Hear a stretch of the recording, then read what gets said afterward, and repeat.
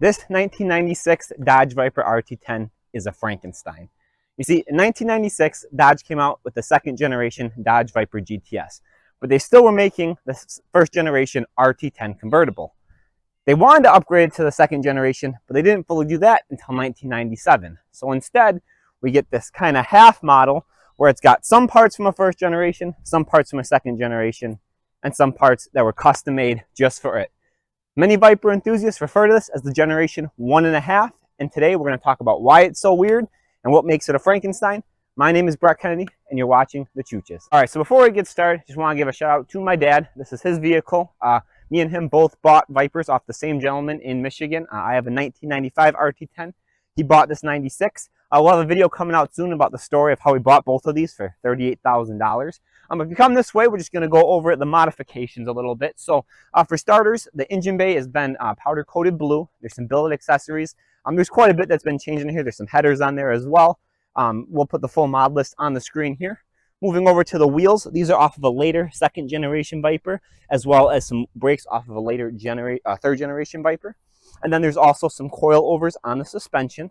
Moving to the interior, there is a aftermarket shift knob, as well as an aftermarket radio and a seat lowering kit because the owner of this vehicle is way too tall. And then moving into the back, we have a Borla rear exit exhaust here, as well as a 333 gear ratio in the back.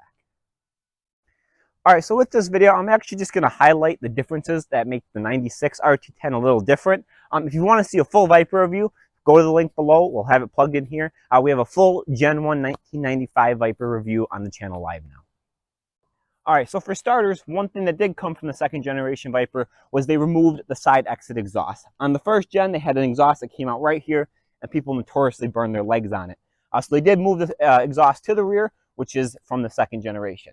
However, from the first generation, there's still no exterior door handles. Now, in 1997, when they fully upgraded it, they put an electronic door popper right here. But you still have to reach inside the car, just like on the Gen 1 Vipers. So here's where it gets weird. On the first generation Vipers, they had these terrible vinyl zipper windows, huge pain to use. But then in the second generation, they had actual roll-up glass windows like every other car made had. But for 96, they redesigned the window, and it's actually this nice plexiglass window that slides open.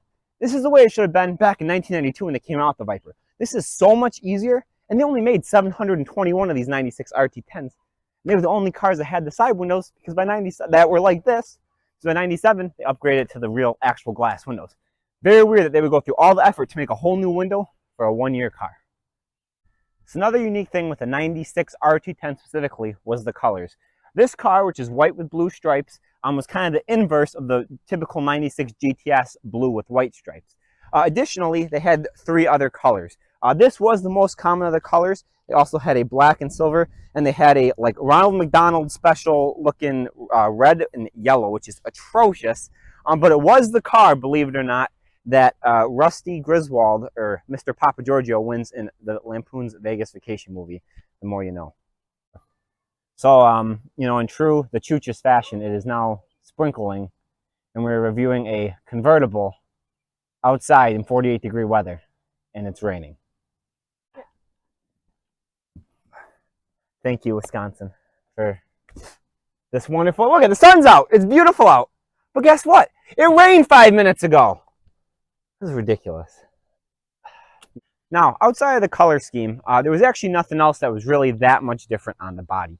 The Gen 2s did have a little bit different hood. They put some louvers in the kind of where the fender would be on a normal car. But other than that, the bodies are pretty much the same. The GTS was a coupe, so the body was different. But even on the later RT10s, they looked pretty much the same. And honestly, to most people, you probably wouldn't be able to tell a difference between a 92 and an 02 RT10 because it's just, there's not that many noticeable differences when it comes to the body. So for the second generation Viper, they actually upgraded the engine. So on the stock, original 92 to 95 Viper, it's 400 horsepower and 465 foot-pound of torque. And that was bumped to 450 horsepower and 490 foot-pound of torque for the second generation. But this is where it gets weird.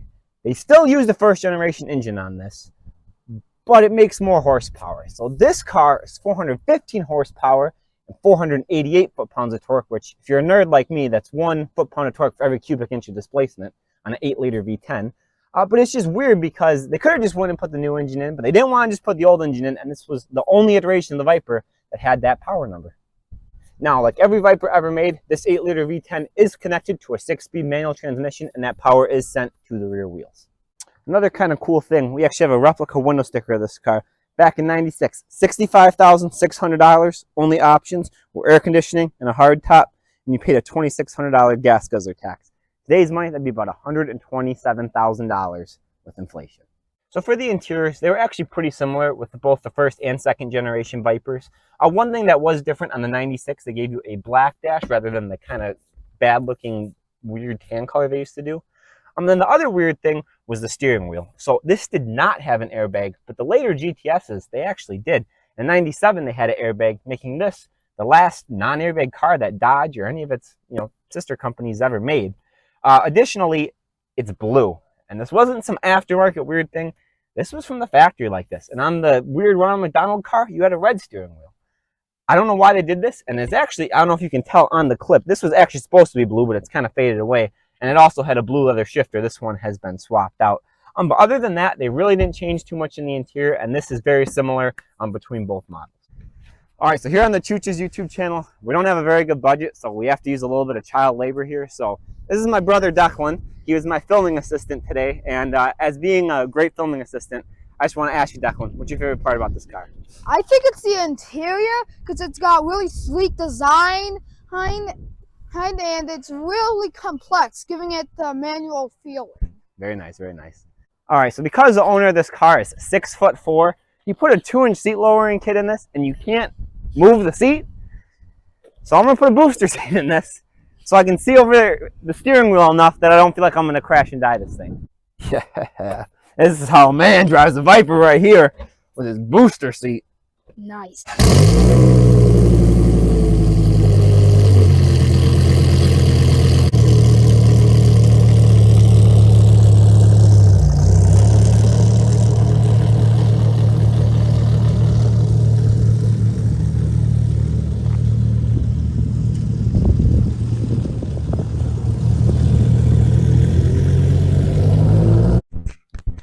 Driving a 1996 Dodge Viper RT10. So before we get started here, I did have to voice over this. Unfortunately, the audio was bad in the car, so bear with me. The lips are obviously not going to be in sync. But the biggest difference on this car between the first generation car was the suspension. So in '96, for both the GTS and the RT10, did upgrade the suspension and make a significant amount of changes. In the '92 to '95 cars, they were known to be a little harsh, and they were also known that once you kind of lost control of the car, it was very hard to regain control, and a lot of them were crashed. It was significantly improved, obviously, for the second generation cars, and that is one of the second generation parts that this vehicle has. Other than that, though, it does drive pretty similar. Now, obviously, this vehicle is heavily modified. I've talked about the coilovers, brakes, all sorts of things that do make it drive different. But most of that's been done with the current owner's ownership. And I have drove the car, before it was all modified like this and before it had this seat lowering kit in it. But it is, very similar. Otherwise, the clutch feels a little different. But, the weirdest thing with this car is just that they made these weird side windows for it. They had a weird color scheme, and it's just kind of a mixed parts bin special, and, it's just a little different. I think it's very cool. Definitely sets it apart from the other earlier RT10s, and it sets it apart from the later ones as well. But it's definitely weird, and it really is kind of a Frankenstein together Viper.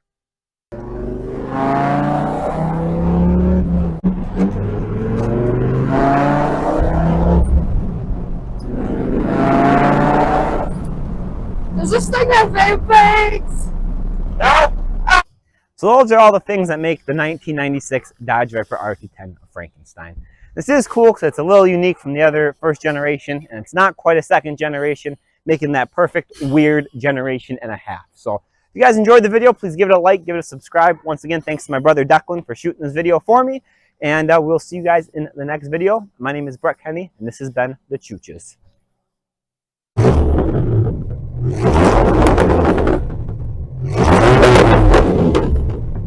Here's the interior.